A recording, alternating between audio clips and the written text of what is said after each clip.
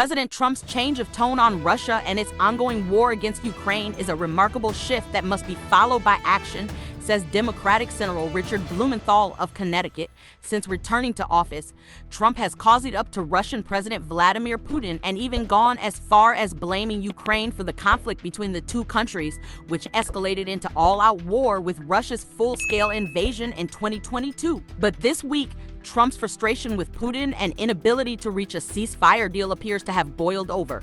The president gave Moscow a 50-day deadline to reach a deal or face steep economic penalties. The president also outlined a plan to have U.S. manufacturers sell weapons to NATO allies that would then be provided to Ukraine. Last week, Trump announced that the U.S. would resume its own weapon deliveries to Ukraine after a brief pause. In an interview with Morning Edition, Blumenthal said Trump can put even more pressure on Russia through the Sanctioning Russia Act 2025, a bill he's co-sponsoring with Republican Senator Lindsey Graham of South Carolina. The measure would allow Trump to impose 500% tariffs on goods from countries that trade with Russia. The same tariff rate could also be applied to Russian goods still coming into the U.S. Blumenthal said there may be a personal element and sense of betrayal to Trump's change, but that seeing Russia continuing to bomb and attack civilians, hospitals, has moved the president to bring down this economic hammer.